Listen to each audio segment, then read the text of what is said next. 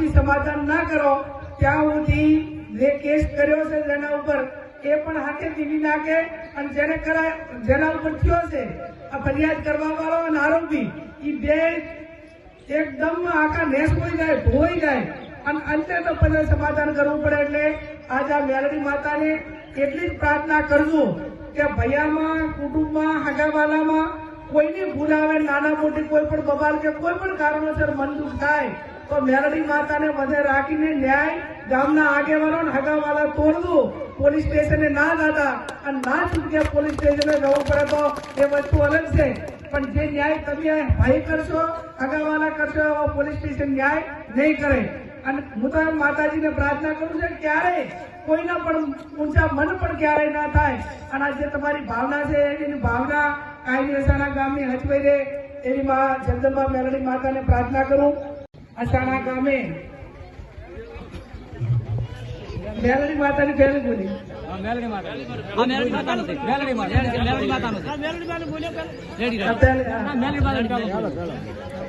આજે અસાણા ગામે માં જગદંબા મેલડી માતાજીની પ્રાણ પ્રતિષ્ઠામાં આપની સૌની વચ્ચે ઉપસ્થિત છે એવા જિલ્લા પંચાયતના સભ્ય ભાવાજી,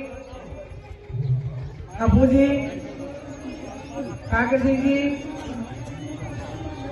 આમંત્રિત સૌ મહેમાનો, ગામના સૌ વરિષ્ઠ આગેવાનો જેને મારું સ્વાગત કર્યું એવા બધા જ આગેવાનો, આપ સૌ વડીલો, યુવાન ભાઈઓ અને બહેનો,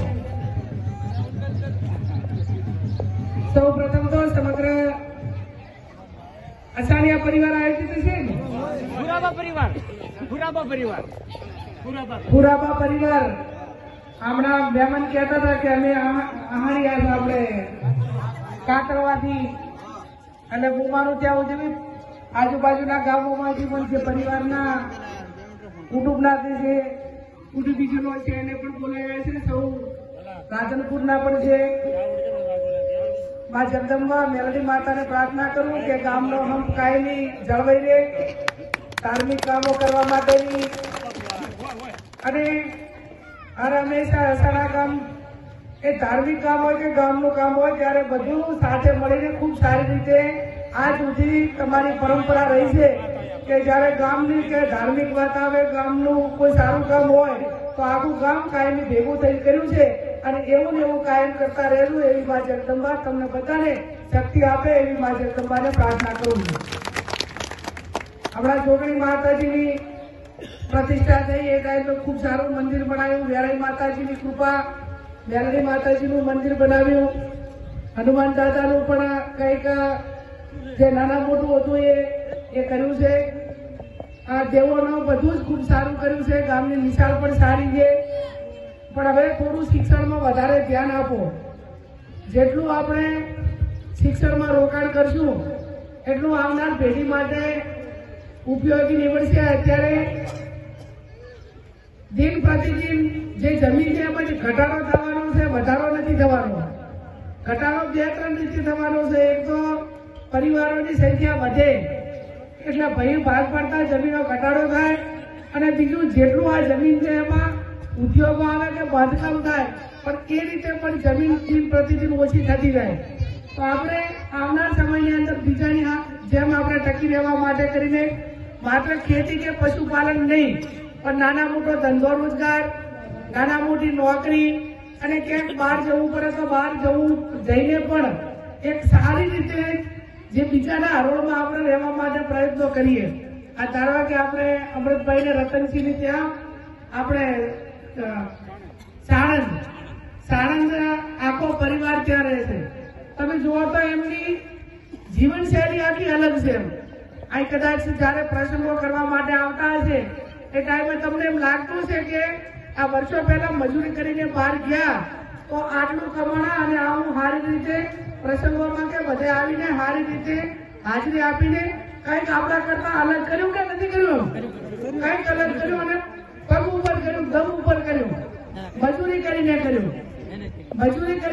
ત્યારે એના ઉપરથી આપણે પણ શીખ લેવી પડે કે એક રતનસિંહ લઈને આટલું કરીને આખા પરિવારના બધા કુટુંબીજોને લઈને ધંધા રીતે સેટ કરતા હોય તો ભણેલો તો હોશિયાર હતો અને કંઈક કરવાની તમન્ના હતી એટલે કર્યું. એમ શિક્ષણમાં પણ વારંવાર નોકરીઓ માટે લાઇબ્રેરીથી કરીને આપણે અનેક પ્રયત્નો કર્યા છે. ગામના બધા યુવાનોએ વારંવાર કોઈ પણ પરીક્ષા હોય તો એના માટે પણ મજૂરી કરી છે. પણ એવું નિરાશા લાવવાની જરૂર નથી કે એની મહેનત કરી છતાં નોકરી ન મળી. જે મહેનત કરશે ને આજની તો કાલે ગમે એ રીતે ક્યાંક ને ક્યાંક એ મહેનત ઊંઘી નીકળશે.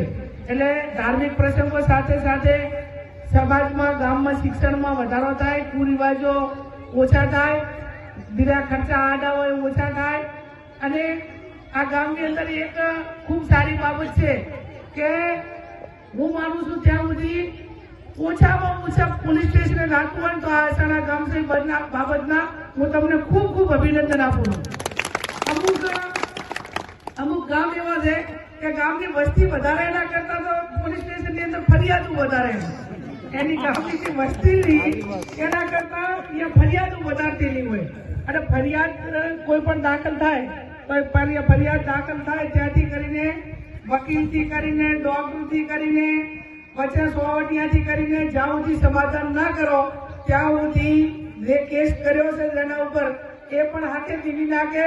અને જેના ઉપર થયો છે આ ફરિયાદ કરવા વાળો અને આરોપી એ બે એકદમ આખા નેસ હોઈ જાય, ધોઈ જાય અને અંતે તો પછી સમાધાન કરવું પડે. એટલે આજે આ મેલડી માતાને એટલી જ પ્રાર્થના કરજો કે ભૈયામાં, કુટુંબમાં, હગાવાલામાં કોઈની ભૂલ આવે, નાના મોટી કોઈ પણ બબાલ કે કોઈ પણ કારણોસર મન દુઃખ થાય તો મેલડી માતાને વધે રાખીને ન્યાય ગામના આગેવાનો હગાવાલા તોડવું.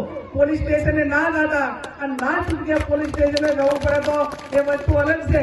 પણ જે ન્યાય તમે ભાઈ કરશો, હગાવાલા કરશો એવો પોલીસ સ્ટેશન ન્યાય નહીં કરે.